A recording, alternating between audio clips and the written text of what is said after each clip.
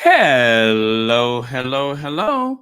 Welcome to Royal Sussex Live. Welcome, one and all. Thank you so much for being here. Okay. All right.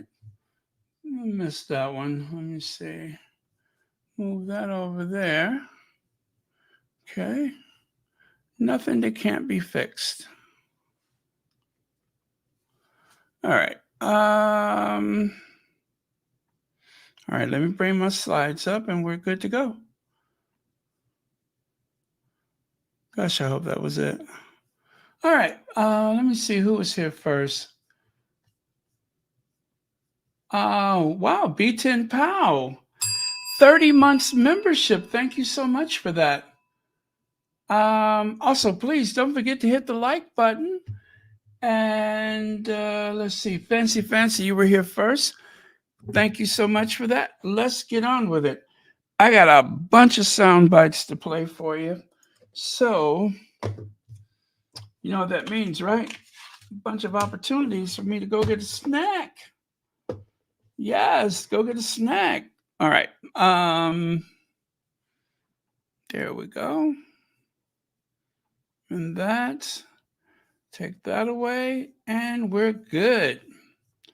All right. So, I hope everybody had a chance to see the documentary.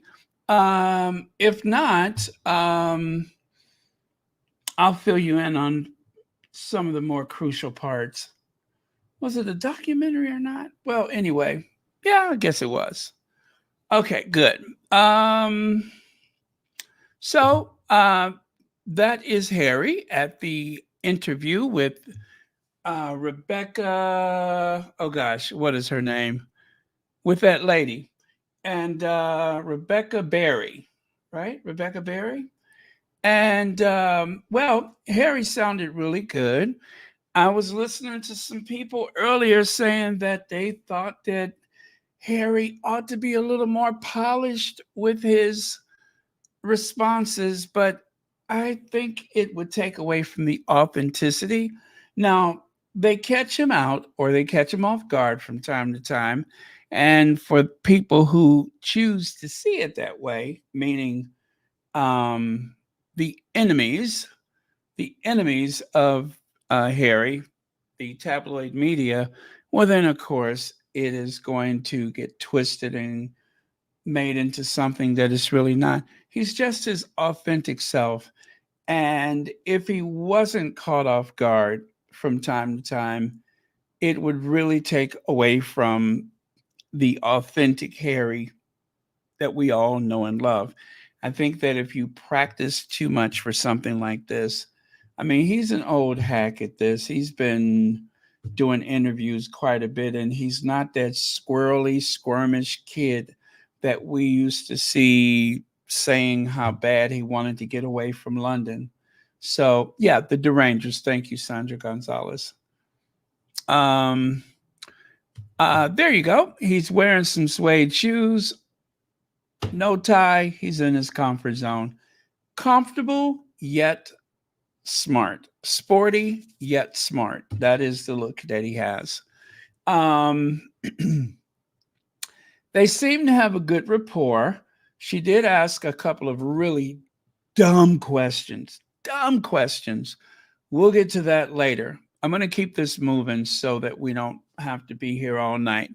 So, one thing that we did learn, though, is that Harry said in no uncertain terms that the Queen meant to help him with a lawsuit, right?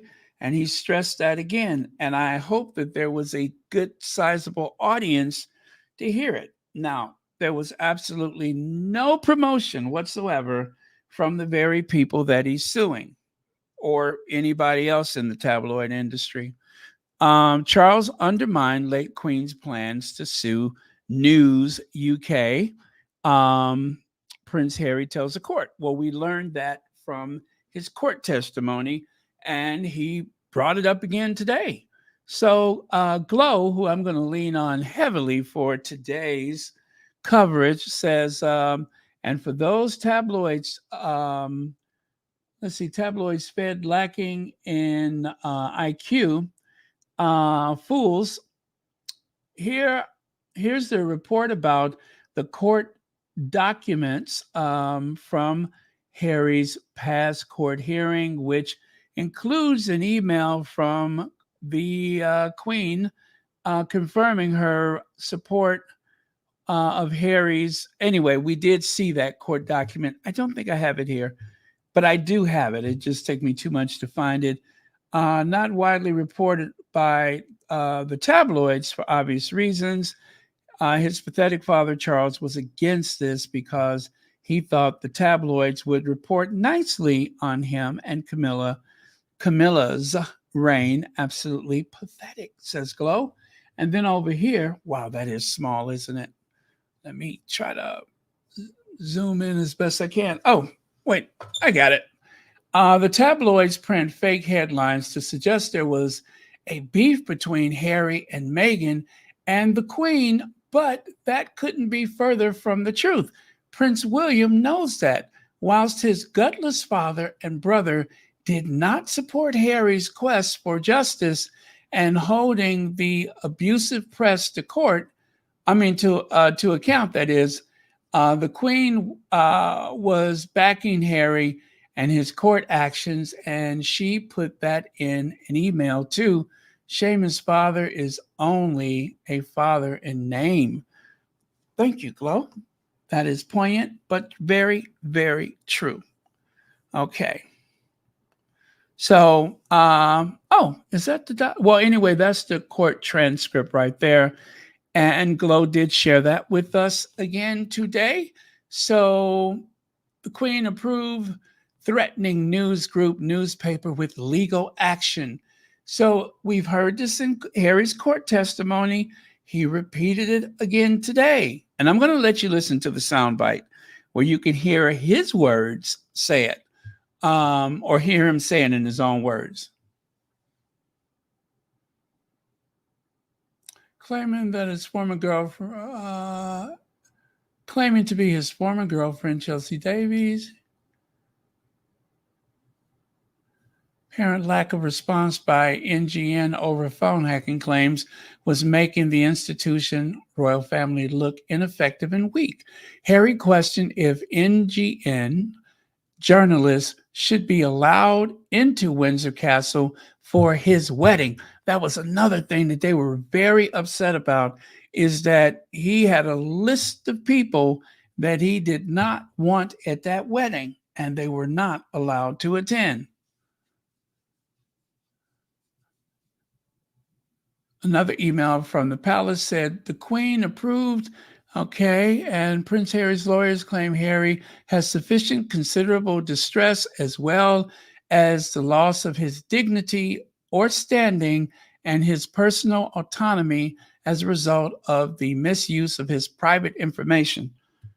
Again, if you read those transcripts from Harry's testimony in court, it was painful. It was painful.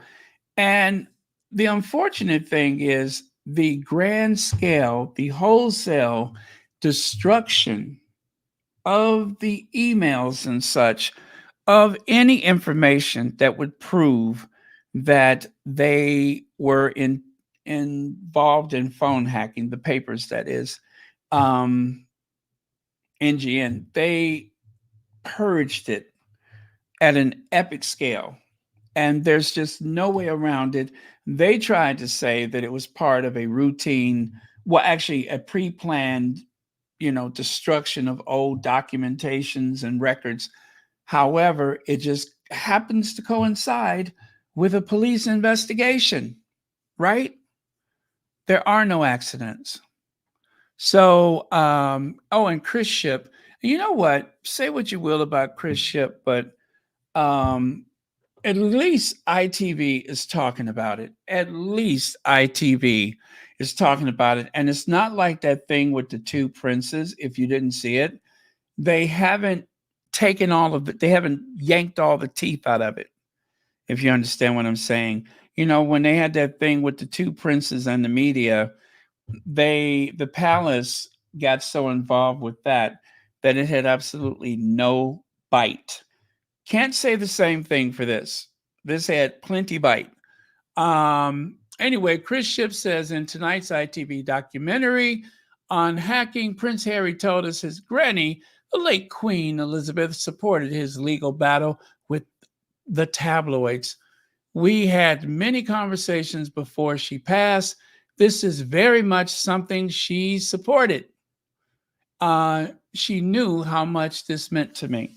So he is saying right there, he is asserting in no uncertain terms that his grandmother realized what he was asking for and she was all for it. And when he said that they had several conversations, don't it make you wonder how in the world could he ever prove that if he had to? Well, we already know there was the Queen's intention spelled out that her lawyers should pursue the case. And of course, Charles put a stop to it, or the men in gray suits, whoever you choose to blame. So let me get this soundbite all queued up. Many conversations before she passed. This is very much something important. She knew how much this meant to me. I think she's very much up there going, see this through to the end. Did you hear that? One more time. Listen carefully. We had many conversations before she passed. This is very much something that she supported.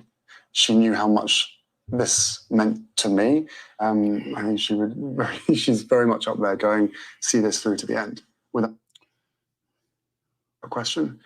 Okay. I had many conversations. So he says, without a question, she's up there saying, see this through to the end. Let me try this one. This one is just slightly longer. Truth of the matter is, for me, the mission continues, but it's caused, as you say, harder rift. You said in court documents that the Queen, your granny as you call her, supported your claim. What do you think she would think of what you're doing now? I had many conversations before she passed. This is very much something that she supported. She knew how much this meant to me. I think she's very much up there going. Okay, it's the same thing. The sound quality is very poor, but pretty much the same thing. So, okay. All right. Well, we will revisit that if we have to. Okay. So,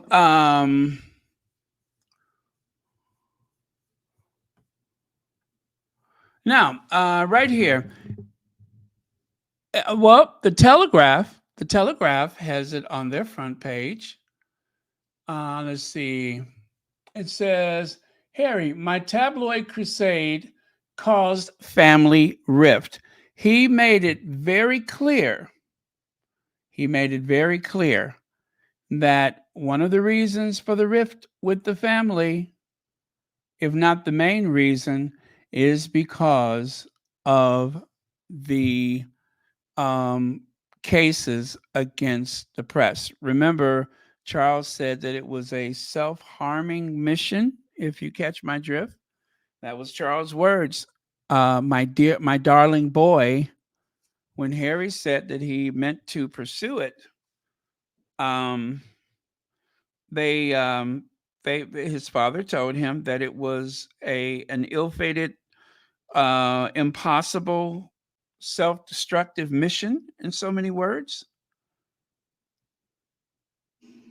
But at the same time, okay, let me find it. This guy right here. Okay, I believe, is this one it? I got so many of them queued up, so let me try to find him.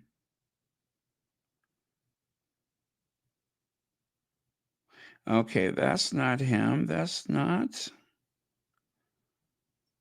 That guy. I have a soundbite for him, actually. I hope. Nope, not that one.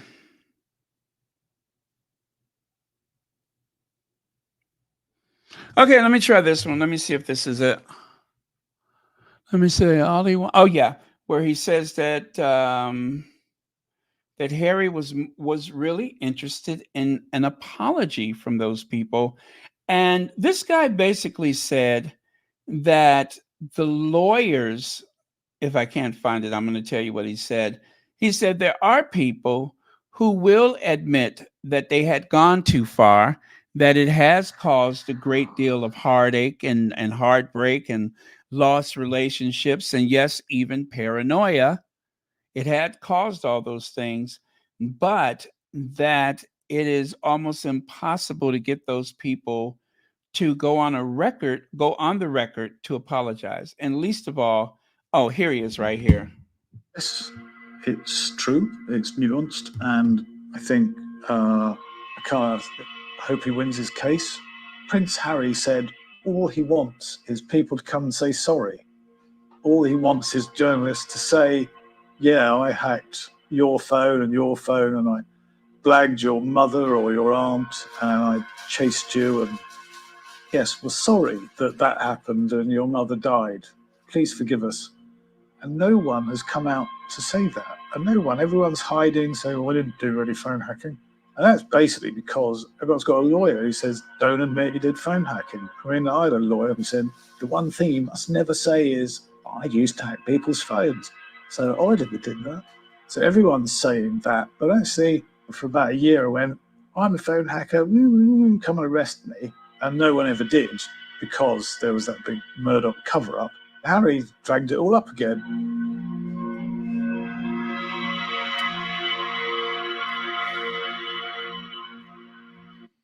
Okay, so where you hear that dramatic music, it says tonight, Hacked Off founder Hugh Grant and Prince Harry will speak about their fight with the tabloids and battle for justice as victims of the press and want all right and what those in charge are still seeking to cover up almost 2 decades since the scandal first unfolded. Now, Harry said, in all likelihood, that his mother was one of the first, if not the first, to have actually been hacked. Remember, this started decades ago. All right, so let's continue. And here's a couple of other front pages. So, The Independent is saying that Harry says my battle with the tabloids is a central piece of the royal family rift. Over here on the right side, the Scottish Daily Mail, Jan Moore, oh God, Harry's just made his most outrageous and sanctimonious claim to date. Now, I did not see that article, but I'm assuming it has to do with Harry saying why he is pursuing these cases, why he is going after the tabloids. And Harry did say, damned if you do, and damned if you don't. Meaning, of course, what I've said so many times, they're not going to ever, there won't be a day when they are just going to leave them alone. Now, the coverage from the fail today is rather muted when it comes to the Sussexes. They are waiting to see what the public reaction is going to be, but it's rather muted. You can barely find anything.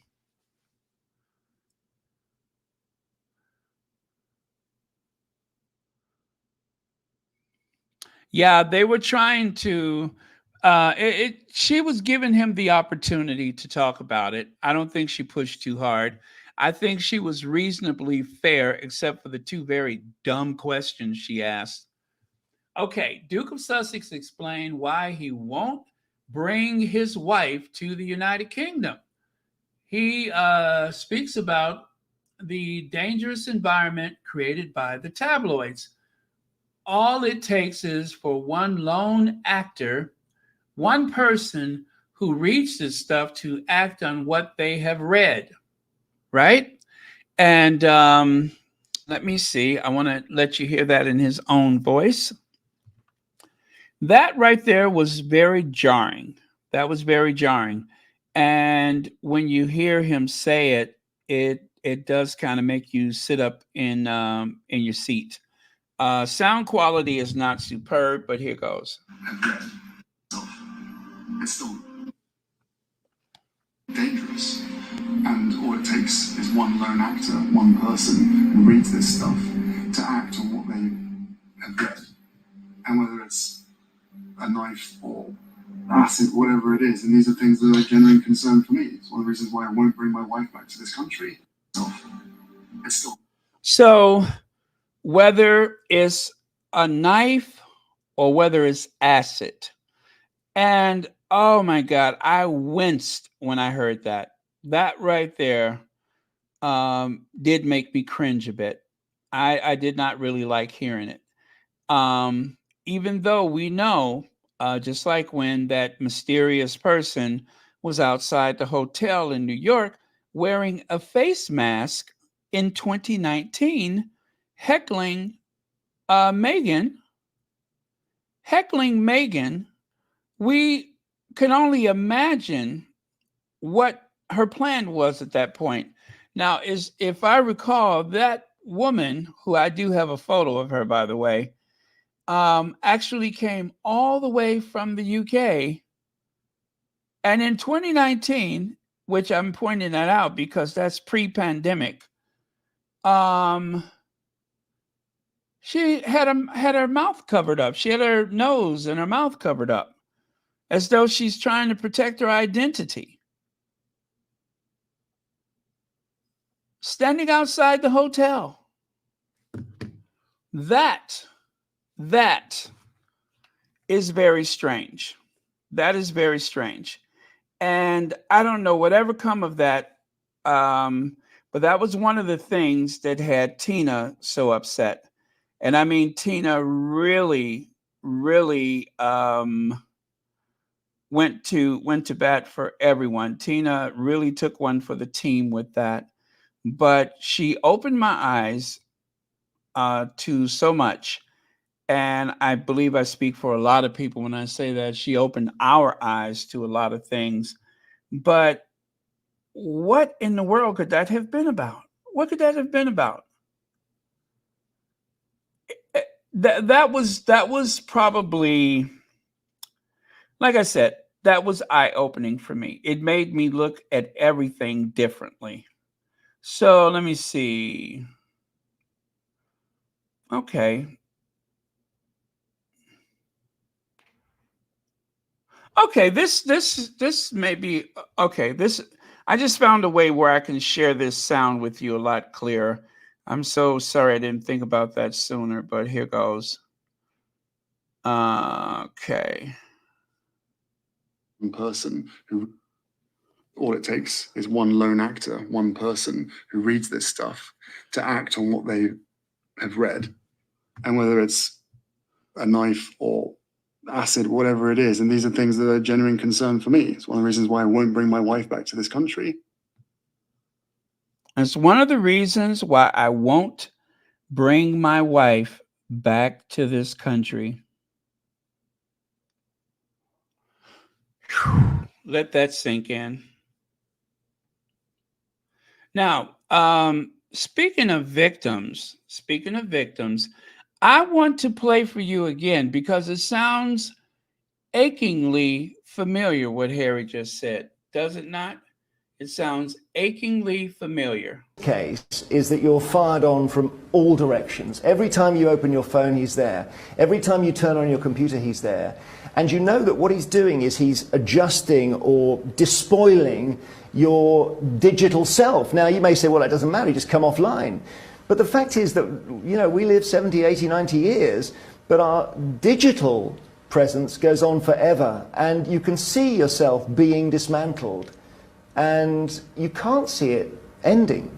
The judge actually said when he sentenced Belfield, You didn't meet or physically approach or watch any of your victims as a traditional stalker might have done. Your methods were, however, just as effective as a way of intimidating your victims and were in many ways much harder to deal with. The danger came from the online traffic, not from the individual. I would have done anything to meet this guy and have a conversation with him face to face. He wouldn't have been threatening. He was probably a coward. But what he wanted to do was create so much hatred against me that someone acted by proxy. I'm absolutely certain that he knows, with 400,000 people watching those videos, that at some point someone is going to take a knife or acid to my home. Or the other thing is, he gets one of his victims to take their own life. We heard about someone trying exactly that in the court case, one of the victims. 2 of them described themselves as becoming suicidal. That is not to be taken lightly. I think if the courts hadn't stopped Alex Belfield, somebody would have died. Someone who stalks in person, we imagine to be hiding in the shadows. But what Alex Belfield and his army of followers was doing was in plain sight. Everyone could see it on Twitter and YouTube. It's extraordinary. And I think there's a business model here, and this case has broken it, which is great news for everyone. But the original business model was started by Alex Jones in the USA, and it's basically selling massive amounts of misinformation on the basis that often lies are more interesting than truth. Alex Jones is the man who said the Sandy Hook shooting did not happen. That's right. And was recently sued for libel by the parents of one of the children who was killed. Correct. So you create a market for lies. Boo effing who? Boo effing who? You know what? He got a lot of nerves. He got a lot of nerves. I would like to have a conversation with him. He's probably a coward. You don't want to have a conversation with him. That sounds very brave. It sounds so noble, but trust me, he ain't trying to have a conversation with anybody. The last thing he would want to do is to be face to face with somebody who has an implied threat against him. I don't know a world where that sounds legitimate. Do you all? He doesn't. What is that thing I like to say? He doesn't impress me as a profile in courage, right? A profile of courage. That's what I meant to say. Yeah. He does not impress me as a profile of courage. Now, let me see. I did find that thing that I was looking for. I'm going to show you the frightening, scary lady that was outside of Megan's hotel in New York. Let me see here. Give me just a second. I tell you, this is why I keep this stuff. I never know when I might need it. And I'm going to share it with you now. If I can get this darn thing to come over here. What am I not doing right this time? Okay. Tell you what. Oh, okay. I know how I can do this. Phew.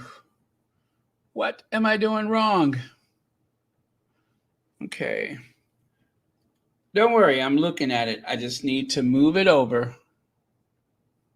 I'm literally looking at it. So if I can't do it this way, I will do it another way. But if you have never seen this, this is terrifying. This is absolutely terrifying.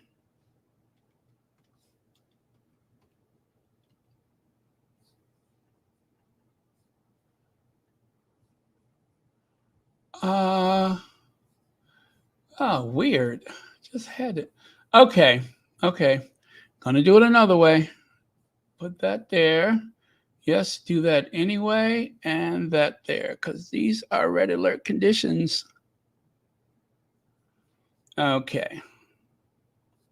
All right. So, went the long way. Well, guess what? I got it now.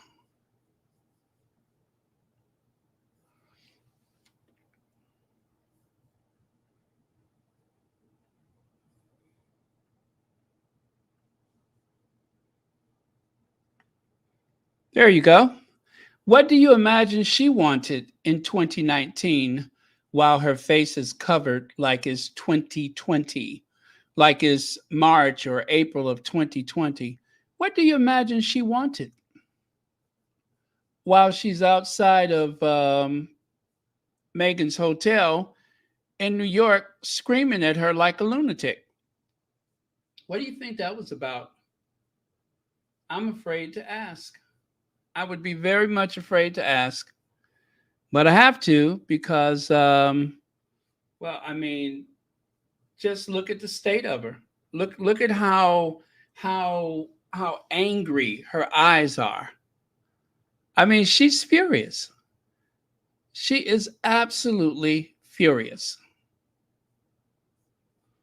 Furious about something.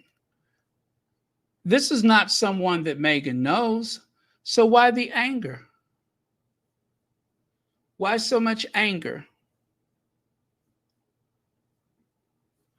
Oh boy, let me see. Okay, now my buttons are kind of frozen. Oh, let me see. All right. Okay, I think we're good now. And I have one more. I have one more. I think. Let me see. Okay, here's the other one.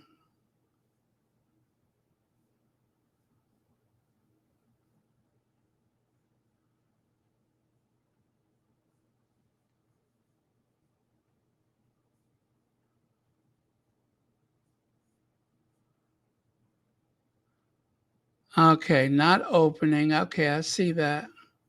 I see that.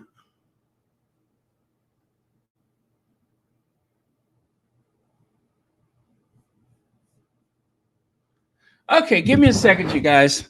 My computer is freezing. I got too much stuff going on. Let me see if I can close something. I got too much stuff open, I think. Let me try to close something. My computer is just like, you know what? You're doing too much. Let me go to your comments in the meantime.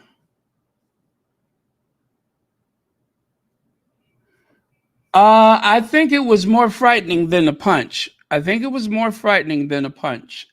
I think it was more like a puncture with a certain item.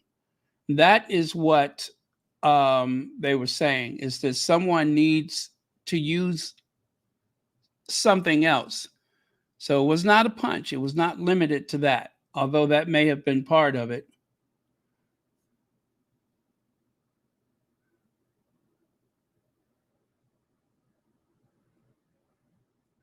Yes, how did she get there?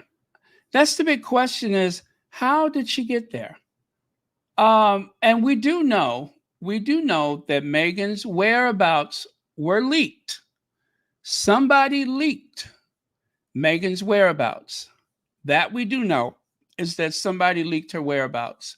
It was not common knowledge where Megan was staying until someone at the palace leaked it. Just like when Megan went to lunch with Christian Jones, somebody leaked that information. So this is the other photo that I wanted to show you. I just wanted you to see how this person looked a little closer up than otherwise. Take a look at that. Take a look at that. And one of Megan's security had to step toward her. Is 20, what is the date? February the 19th. That is 1 year. That is 1 year and maybe a month or two before it was declared. Nope, let's see. At February when they were at the, no, March when they were at the, oh gosh, what is that place? When they were at the Commonwealth, they were all, remember they had the policy, no handshaking, because they didn't know what this illness was, right? So there was no handshaking. And a whole year and a month before that, there's this crazy person, crazed individual outside of Meghan's hotel. She wasn't there to just talk. If she was there to just talk, then why is her face covered up? Why is she covering her face if she was just there to talk?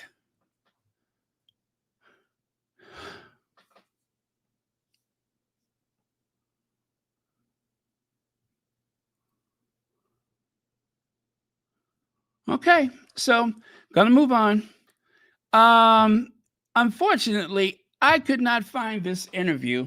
I wanted to share this one with you. His name is Neil Basu. Neil Basu. I'm gonna try one more time. And I know I made a video about it, and I could not find it. But let me try this. Huh.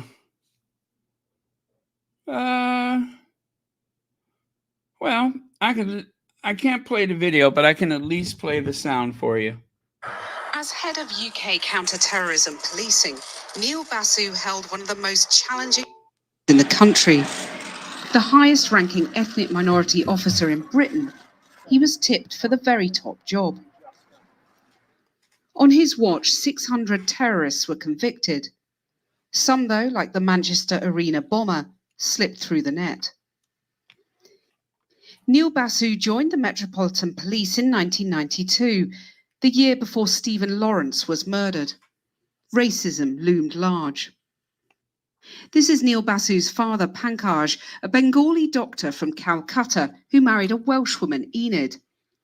They made their home in Stafford, but life in the 1960s for a mixed-race couple was... You know, that's all very interesting, but let's get to Meghan, okay? Root out racism in the Met when he doesn't accept that it is institutionally racist? Well, I think I've known Markle a very long time. He's an incredibly bright man. He's a very good cop, and he understands the problem that's facing him now. Why can't he admit the force is institutionally racist? Well, this isn't Markle's problem. This is National Police Chiefs Council problem. So I've been the only non-white face as a chief officer for a very long time. I don't think the Home Office cares about this subject at all. So if you were a chief constable... That's all very interesting, but let me get to Meghan. Wrong. The new commissioner, Sir Mark Rowley, has called for more power to... had gone through Met Police vetting, had passed that vetting. That actually misogynist behaviour, racist behaviour is overrepresented in the police force. It's worse than it is in society at large. I'm not sure it is worse than it is in society. I mean, bear in mind that I had 2 careers before I became a police officer, and I'd lived, be sure you're recruiting well, and when that was taken off the ball by... We're speaking now for the first time since you were turned down for the job of running the national... So I will go with the Oxford University. Okay, I'm so sorry. I'm just skipping because I want to get to the part about Meghan. That my father would have, but he is nodding in the room. You were in... Certainly when I left in that year, 30, and before the...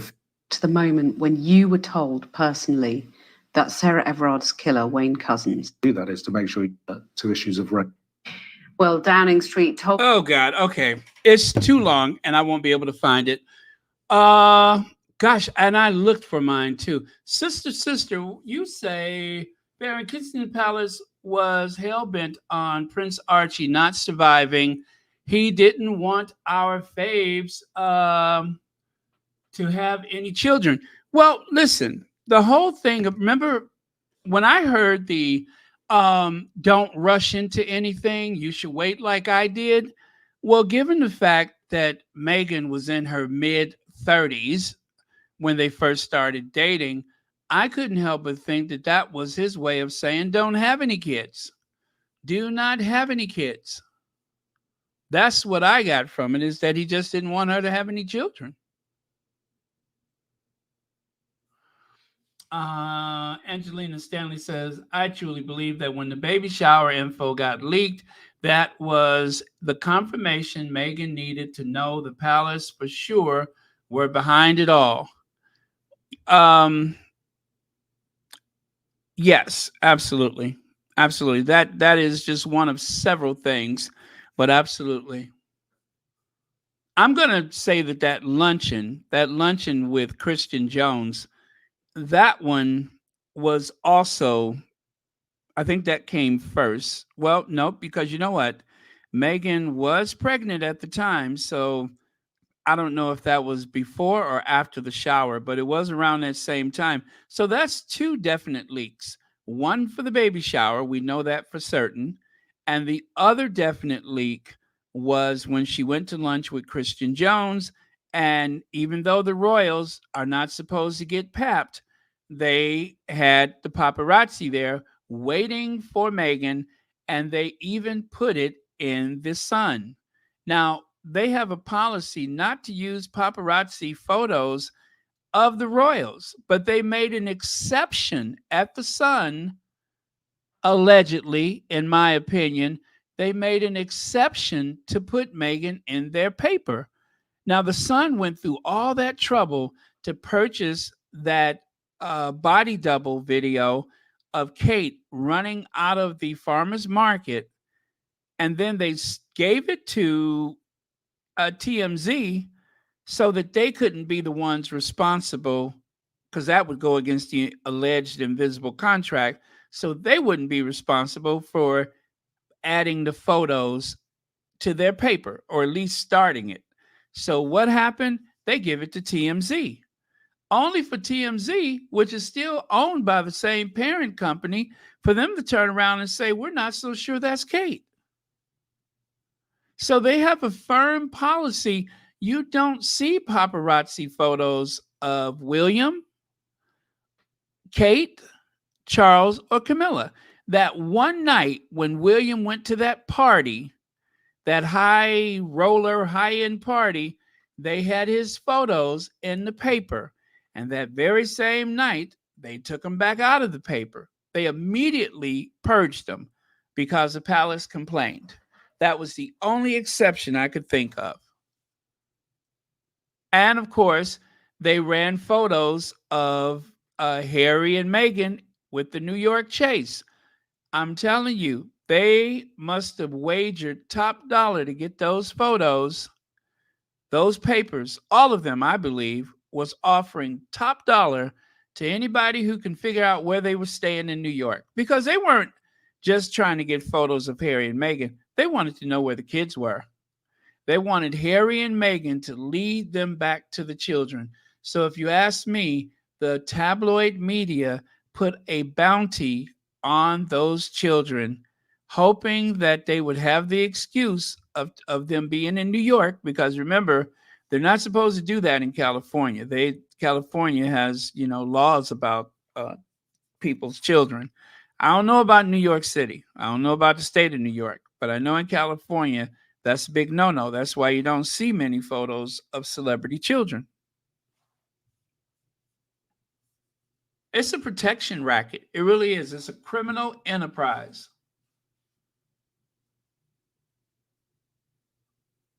Gosh, I wish I could find that interview. But, I have it, but I don't want to go through the whole thing just to play that one part. I tried to skip through it, and it just wasn't working out for me. So right here, Denise Welch says, where was the outcry 2 weeks ago when Neil Basu, head of counterterrorism, said Meghan and Harry were under constant, disgusting, and very real threats on their lives? Where were they? Where was all of this? You see over here, this person says Harry and Meghan's Netflix documentary is putting royal family at risk from extremists. Ex-head of Royal Protection, Di Davies, says couple raised credible threats after attacking their relatives over racism. Well, where is all of this energy, says Denise Welch? Where's all this energy for Harry and Meghan? Huh? Where's all that energy for them? It doesn't exist. That's where it is. They have no time for it. They don't make room for that. And then, of course, there was this very bizarre comment one of the dumb questions that Rebecca Berry, or whatever her name is, she asked Harry. Well, let me cue it up for you. Oh my God. I mean, that question gave me gas so bad that I could fuel one of those SpaceX missions. That's how much gas it gave me. I could actually be strapped to one of those rockets to take the SpaceX or whatever rocket into space. That's how much gas I got from that comment. I mean, I could literally blow any minute.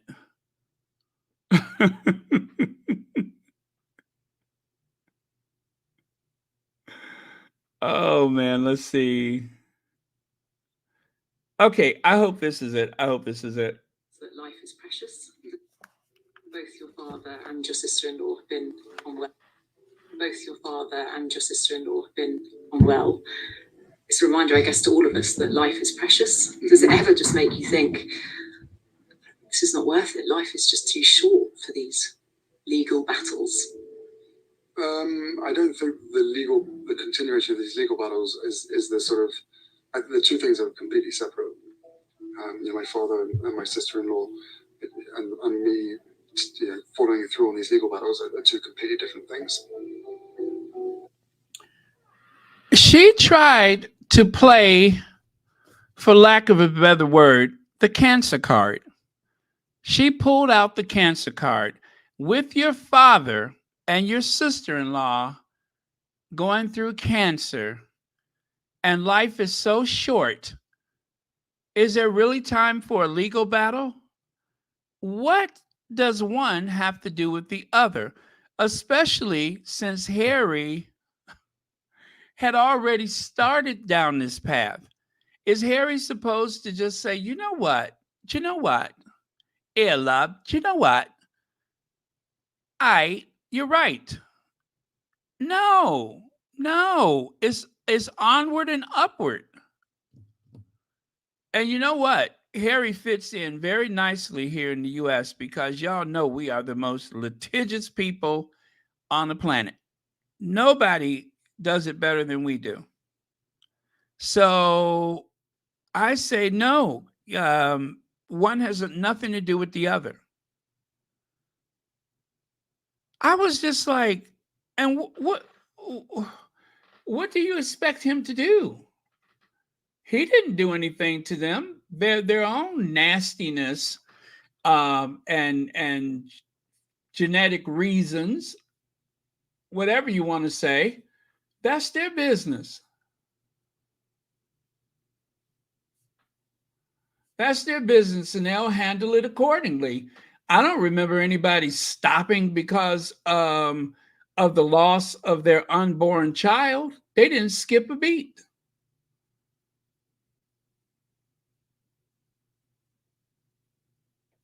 They did not skip a beat. It was a dumb question, and I, like I said, I thought mostly the interview was fair, but that was dumb. That was reckless and irresponsible and dumb. I think she wanted to appear sympathetic to the royal family, right? So when people come for her for having involved herself in this, maybe that'll soften the blow. I don't know. But I just think that it was very, very low on her part to say such a thing. And I can't help but think it to be part of the posturing necessary to try to salvage whatever is left of her career, because she's going to be in trouble for this. She's going to be in trouble. It was very much in the vein of what's his name, who I did defend, Tom Bradby, very much like Tom Bradby being very hard on Harry. I'm kind of glad he did because I didn't want it to look like a free pass, but this was just beyond that. It was just stupid. I'm just like, huh? What? Do what? So, why do I have Omid Scobie here? Why? When Prince William publicly responded to the BBC investigation that found journalist Martin Bashir had used a deceitful behavior to secure Princess Diana's Panorama interview, his statement referred to her as paranoid, a very different take to that of Prince Harry. When you're vindicated, it proves you weren't being paranoid. And that is what Harry said to Rebecca Berry. So let us not forget that one. There were two very different approaches to the revelation about the Panorama interview. William seemed to take the side of the, well, he didn't take the side of the tablet. Well, I say he did, only in that instead of him singling out Martin Bashir, I think a wider scope should be used if you want to scrutinize someone. Don't stop with Martin Bashir. Take on the whole media, but he can't do that. He can't and he won't. The royal family had time when Meghan was struggling and didn't want to be here while expecting, or when Meghan and Harry lost a child. Exactly. Thank you so much for your super chat. Okay, so there was this phone call today, and anyway, let me cue this up for you. Now that was actually, let me see, do we want to do it like that? Let me take a look first, because okay, yeah, let me do it like this.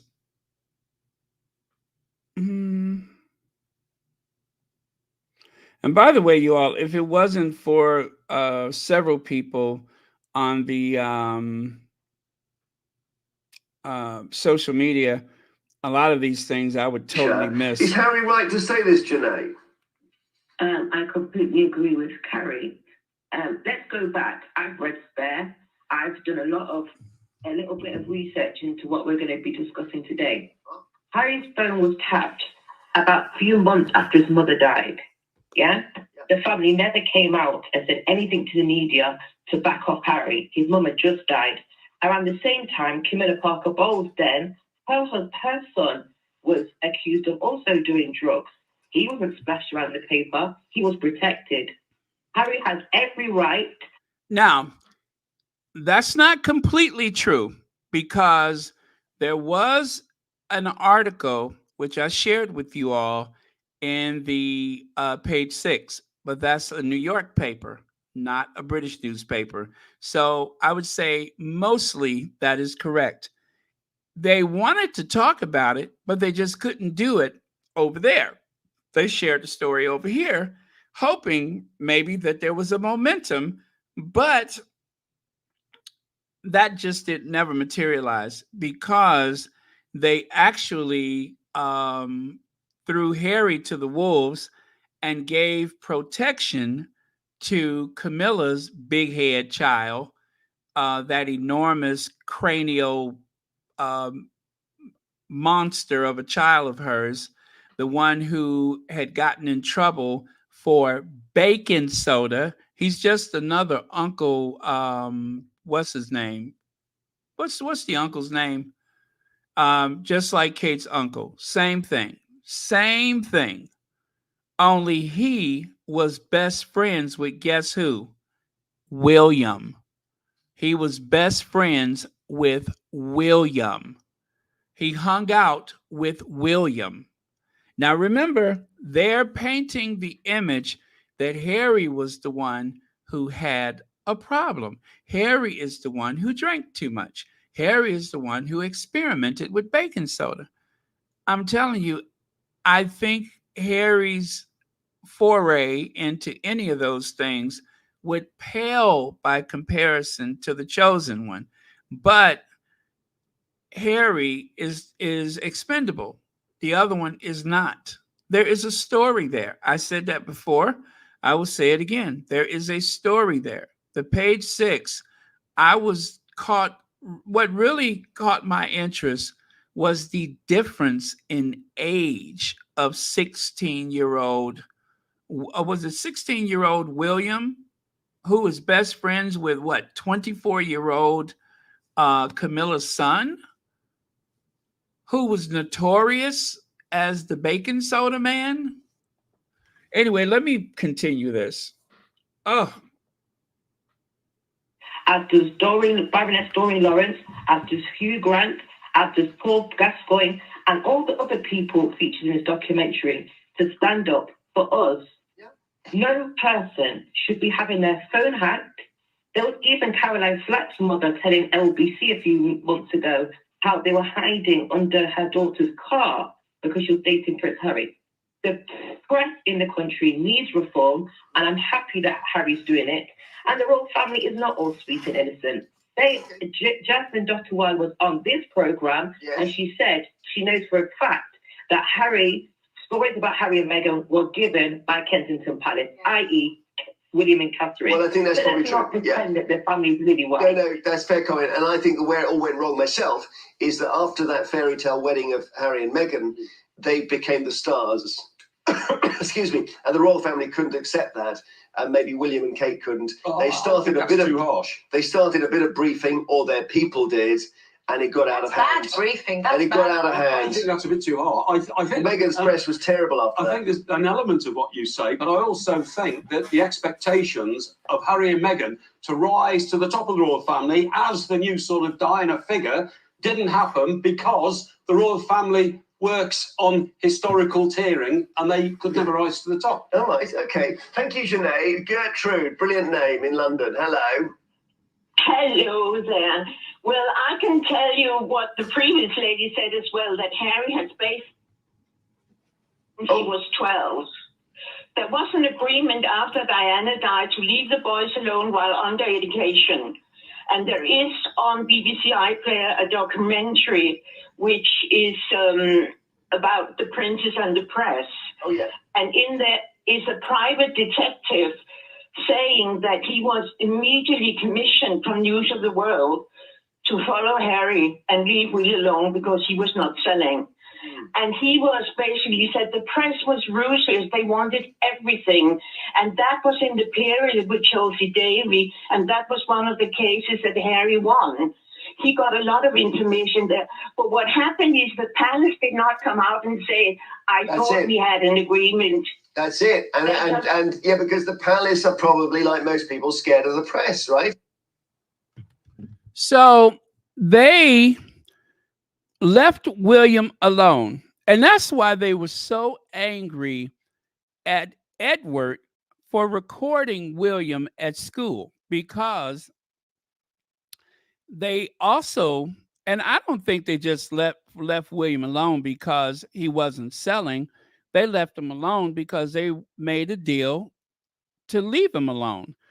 Instead of William, instead of Godzilla's big head child, they threw Harry to them. Harry was sacrificed for them. Let's finish this up. Right? So they think, well, Exactly. They'll always back down. This is also what Anna Pasternak, there was another journalist who had written an article, and then William and Kate, and then the lawyers, the palace lawyers, they got So she's talking about that article, Catherine the Great, where Anna Pasternak was supposed to write an article about Kate, a very flattering article, but in doing so, she actually embarrassed the royal family. She didn't think it was so bad, and the Tatler tried to stand up to them for as long as they could, but eventually caved in and removed like maybe a third of the article, which of course I still have it. I actually made a video about it. But anyway, let's continue. It was Chatler, and she got a call from Chatler and saying that they have sorted it all out now. I don't know what. I'm sorry. We're going into a sort of cul-de-sac there. I'm so sorry, Gosha. I couldn't understand. Yeah, I mean, listen, it's a feeding frenzy with the royal family, and it must be very nasty for them, mustn't it? I think that we build people up, don't we? We watched Harry and Meghan's wedding. I watched it every last minute of it and loved it. I thought, this is wonderful. This what is a it. wonderful This is the 21st moment. Century. Yeah. Yes. And then it fell apart. And then it did, to me, feel like the press just were relentless with these guys. And so who is providing the press with these stories? What is that enmeshment? And then, and if we're saying, no, we want to actually have them respectable people that we like. We might want to like them, but we're not allowed to like them because we are relentlessly told they're horrible, they're awful. The love this country showed for Meghan was enormous at the wedding. Okay, I don't want to hear what he has to say because it's that same thing. Oh, we were so supportive to Meghan and we gave them that beautiful wedding and yada, yada, yada, yada, yada. That's gaslighting right there. For one day, there was some positive headlines, but the attacks commenced almost immediately. They conspired all the way up into the wedding. I mean, after all, what was it? The Daily Mail that paid for to expose her father? Was that Daily Mail that paid to expose her father, pretending to suit up for the wedding? Now, gotta throw this in there. We either love to be on one side or your family, a really polarizing subject that we either love to be on one side or the other of. And I think it's really unfair for us to make decisions about what they should be doing and whether they should be coming back. They're a family. If they want them to come back and they decide to spend time with their grandma, then they should do. And the idea that you're calling it could be a distraction and Prince Charles is worried. Well, the distraction proves that beside the Queen, Harry and Meghan are the most popular royals. And so basically, I think they're the most you only need to look at controversial. today's front pages and the whole weekend to see that Harry and Meghan, if they can splash a picture of Harry and Meghan anywhere with a headline, they will do it. So I'm a producer and I have also worked for Netflix. So I will say this to you. We all say that Harry and Meghan want their privacy, but they want to be in the public eye. They just didn't want to be bullied, abused and harassed by the press. They didn't say that they were never going to come out again and do things on their own terms. No, they are shining a light on the Invictus Games, heroes and veterans who should have a light shone on them. You cannot be a royal and get rich, and Prince Andrew's tried to do that, and it's disastrous. At least they've said we divorce the royal family and we'll get rich separately. Are you really holding them to different standards than the rest of the royal family? Because we have a whole list that we could bring up of Fergie, Andrew and all the rest of them who have tried to use their royal connections to get meetings and business deals for people outside of this country with our government. That you're holding them to completely different standards. Let's have some calls. People love them. They're popular. That's strange. Oh, Jeremy Vine, do shut up. Do shut up. He gets on my nerves when he plays dumb like that. He knows exactly what he's saying. You can't be a member of the family and get rich. It wasn't about getting rich. They just did not want to be bullied. They did not want to be mistreated. It's just that simple. If it was about money, Harry would have left a long time ago. But the point is, they were being leaked and briefed against almost on a daily basis. And William violated his promise and did exactly what he and Harry both promised that they were never going to do. And that is, of course, leaking and briefing against one another. Well, what's his name? Willie broke that rule and went full on, and Harry and Meghan left. But you know, I got to tell you something that I got to tell you something that I heard today, and it made so much sense. And that is, poor Willie is very hard to manage, and that they needed Harry because Harry was the only one who could deal with him. Harry was the only one who could deal with him. Anybody else had no, um what do you call it, they had no, um no, oh, what is the word I'm looking for?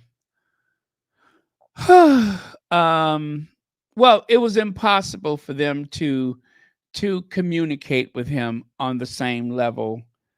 Moral authority, that's the word I'm looking for. Moral authority. They didn't have enough moral authority because William just did not see or not that he listened to Harry all that much, but I think that Harry could broker and negotiate to help his brother.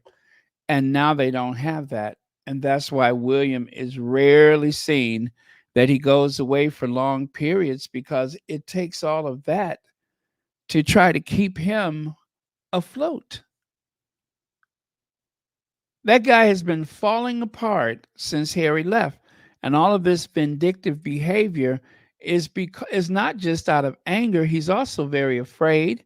He's very bitter because he's stuck. Harry escaped and he's stuck. And so when the Rangers say he's going to be king, he has $1 billion fortune.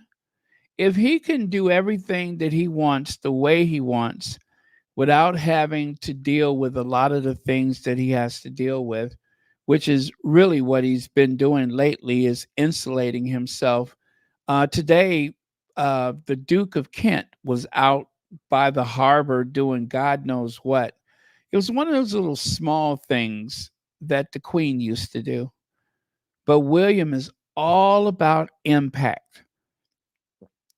Kate is all about impact, meaning that they will do Zoom calls, they will make their videos, right? Those little videos, those little vignettes that caused them to run late for the coronation.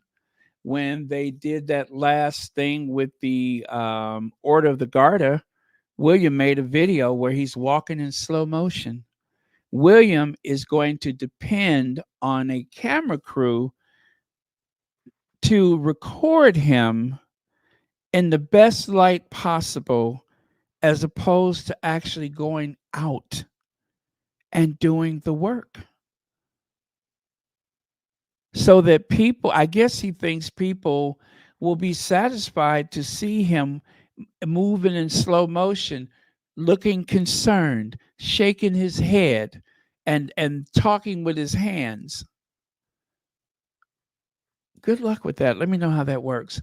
Cat Harlem, let's see. Cat Harlem says, I remember Charles gave Edward approval to record William. Then the press complained about Edward recording Will not when they couldn't. Right. That's exactly what I was trying to say. And then Charles lied and said he never have Eddie approval. Thank you so much for that. Thank you. That's exactly what I was trying to say. It just couldn't come out of me the right way, but that's perfect. Thank you very much, and thank you for the super chat. But yes, the press was furious because they permission had been given to Eddie to do something they couldn't.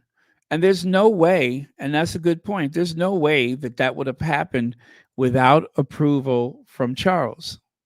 That would have never happened, because immediately after Diana died mysteriously in that tunnel in Paris, they promised that it would be hands off with the boys. But that was one of the occasions where it wasn't hands off. And then also, the other occasions were mostly violating Harry's privacy. Wow, 23 months. Thank you, Cat Harlem. And thank you again for the super chat. And thank you for being a member for 23 months. Okay. Prince Harry shares why he won't bring Meghan back. You guys, that's People magazine. Do you know that article? Well, it came out today. So that is being talked about. That is being talked about. I suspect that the US media in the next couple of days, you're going to hear bits and pieces in form of article, and also they talked about it on NBC this morning. Yeah, on NBC News, they had a little segment where they talked about Harry making his appearance on ITV tonight. So there's that. So, this is a good thing. I don't think they covered the other one with the two princes and the press because it had been really that one didn't go so well. This one, I'm rather pleased.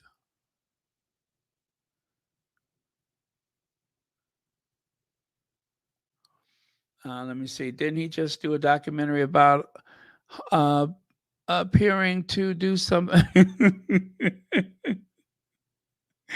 Exactly, Angelina. He that is how he wants these. And I notice they don't talk as much about Harry, Meghan, and the Netflix film crew. They don't talk about it that much. But every time William does something that's supposedly his official royal duty, it's not just the tabloid media there covering it as they normally would.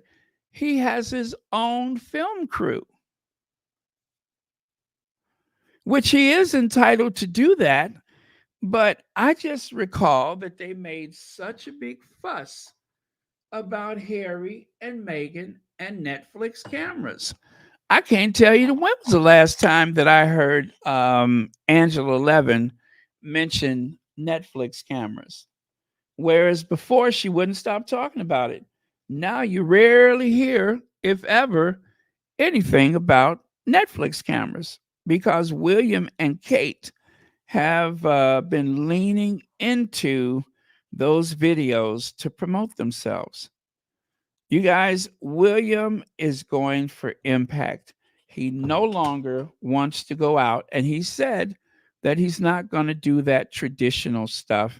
He's going to work more behind the scenes. In other words, he wants to be more like Harry, which hi, Jules Ryder, which contributes to what I just said, my little theory about him wanting to limit the actual royal duties that he performed, and instead he's going to depend more on those little videos and vignettes and such, more behind the scenes. Okay, this is a David versus Goliath situation. The Davids are the claimants, and the Goliaths is the vast media enterprise. I'm trying to get justice for everybody. So there you go. That was what Hacked Off had to say today about the thing on the ITV. Now, I am ready to move on from that topic. Let me see. I'll give that a second. Let me take a look at your comments here. Okay. I don't know. Was it the email? Let me see. Was it tonight? Was it by email? Oh, I see. Uh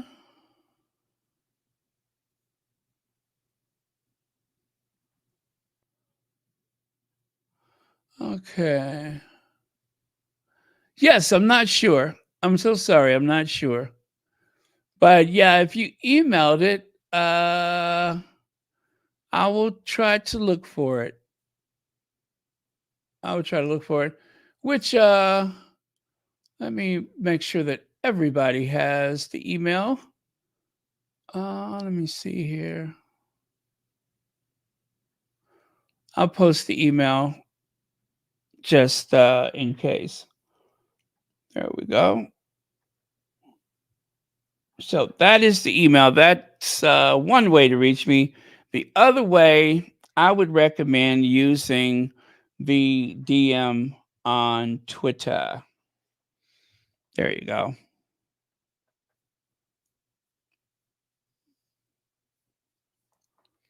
All right. So let's do this then.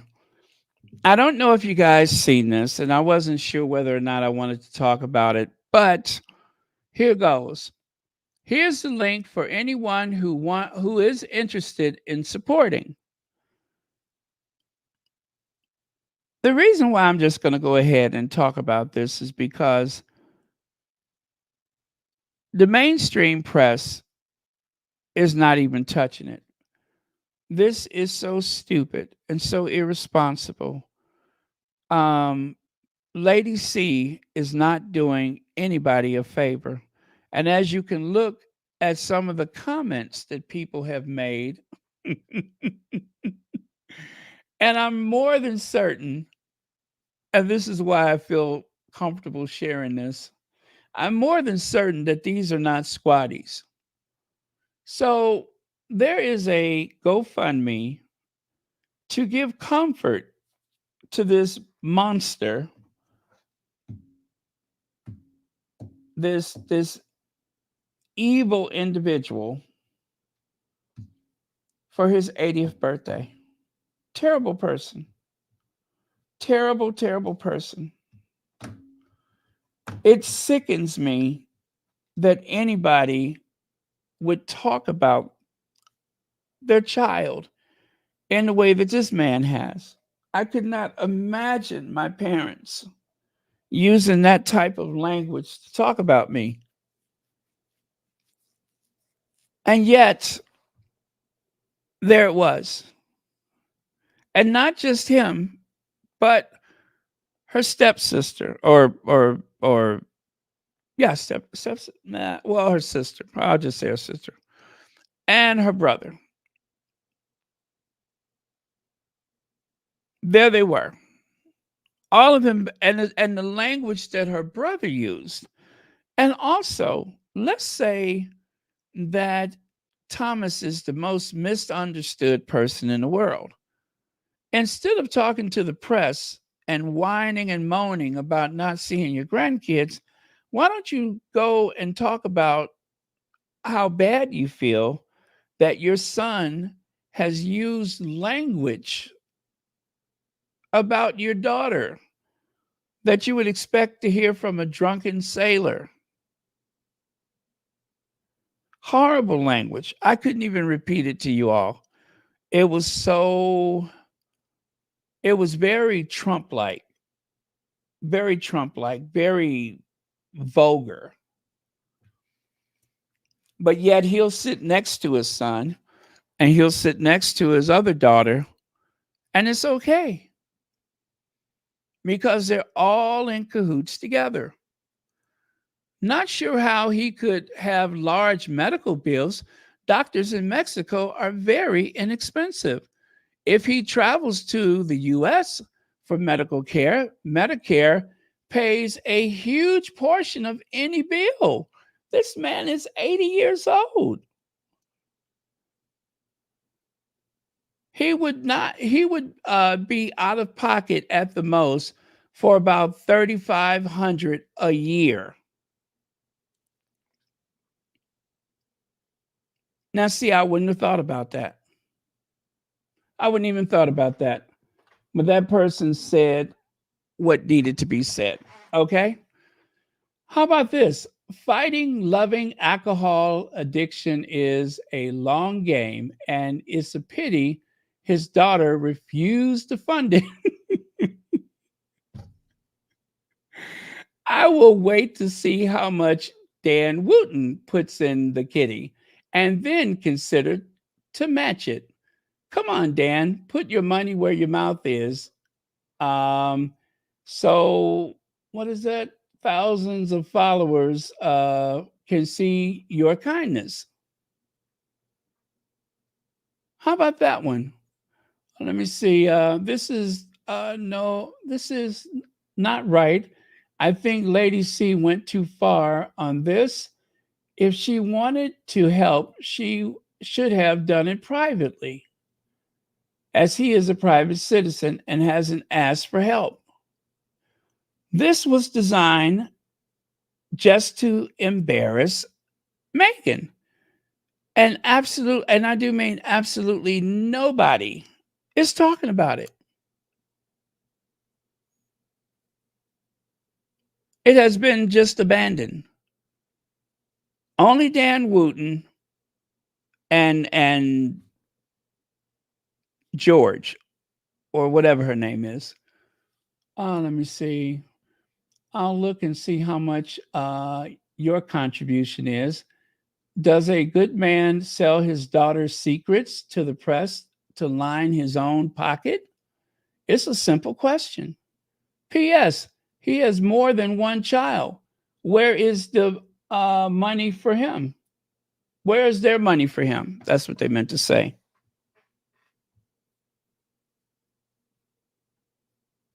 Okay. Moving on.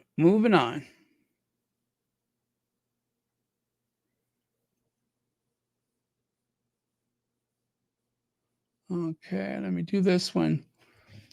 June Harris, wasn't he a union member in Hollywood?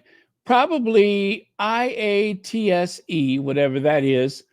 Wouldn't he have health insurance through them and Medicare? I know U.S. healthcare doesn't cover everything, but expecting other people to pay his bills, not a good look.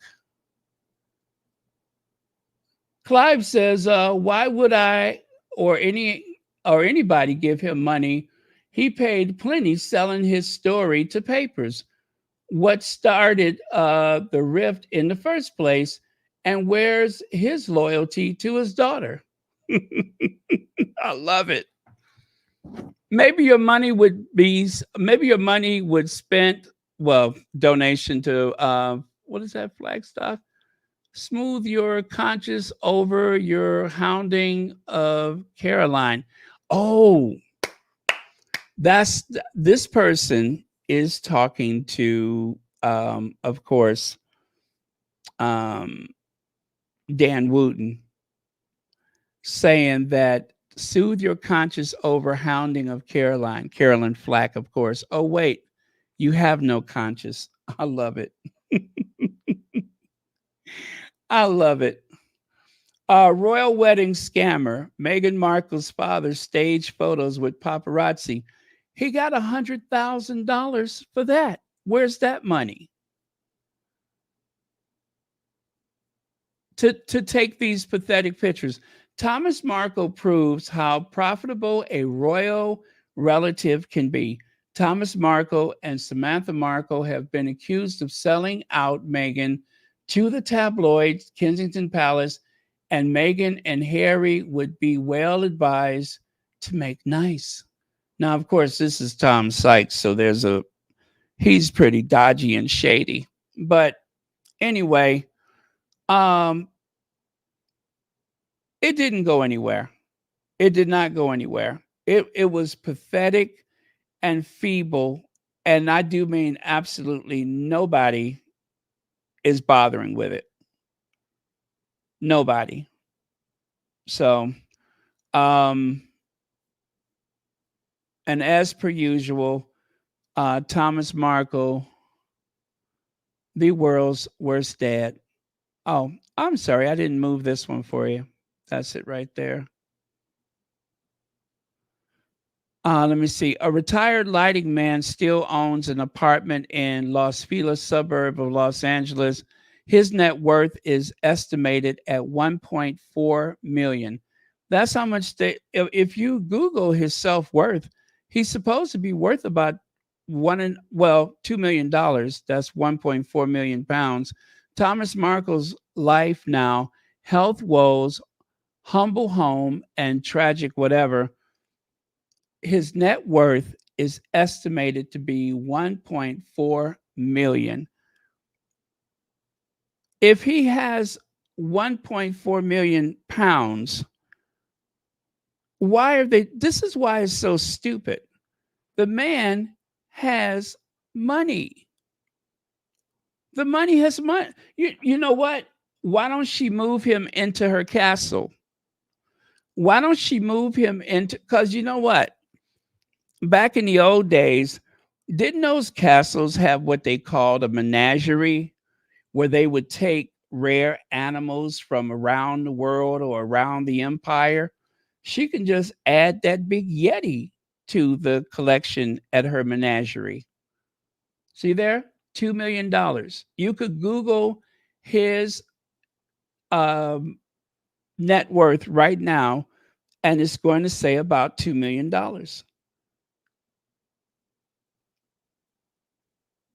To help him pay his medical bills. He's living in Mexico. Medical people go to Mexico from the US for cheaper medical care, but he is an Emmy award winning lighting director. So that means that he has health care. That's why that was so stupid. That's why it was so stupid. And nobody's donating money. It's only a fraction of what they were looking for. Not much at all. Just the hardcore derangers. Anyway, I'm going to let this be our last word of the day. The most unprotected person in the world is the Black woman, bar none. That was true yesterday, last week, years ago, hundreds of years ago, and it continues to be the same today.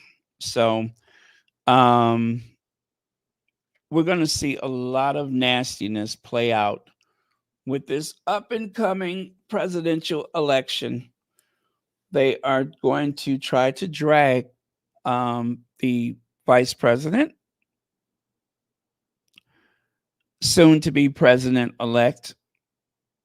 But I just like with this Thomas Markle thing, I don't think it's going to go far. I don't think they're going to get much out of it. Now, there's Thomas Markle at the coronation. He did make it there with that gimpy leg of his.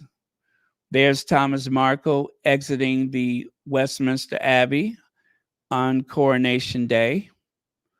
There's Thomas Markle in the family photos for the coronation with that very weird gimpy leg of his. There's Thomas Markle for the Troop in the Color. No, it was the Commonwealth last year, right? He went to the Commonwealth ceremony last year. I wonder what's in that plastic bag. Probably his dignity. There's Thomas Markle seen leaving Windsor Castle.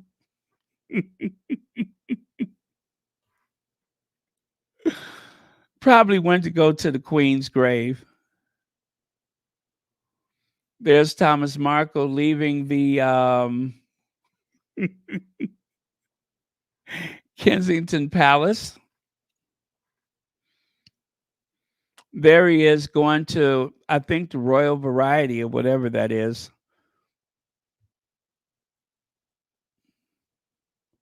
And of course, going on his way to meet the president of South Korea, riding along with Camilla in the state Bentley.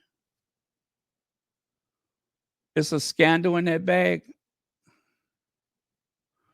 And of course, there he is with his genetically most identical distant relative, the great Northwestern American Yeti.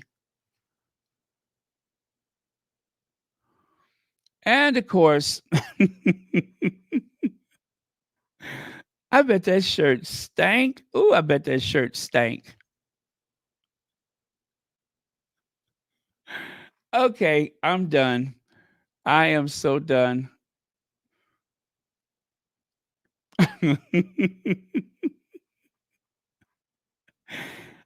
I'm going to have to try to figure out what kind of beat. There's got to be some type of musical beat that goes with that little strut of his. There's nothing more endearing than Thomas Markle exiting a convenience store. Is there? Nothing more compelling than Thomas Markle exiting a convenience store. It is the portrait that Norman Rockwell forgot to paint. Somebody's god awful father in oils. Okay. Anyway, that's it. Thank you so much. Love you guys. I will see you all tomorrow. We will end with the Ginger Avenger. Anyway, good work today, Harry. I was very impressed. And yep, I'll see you all tomorrow.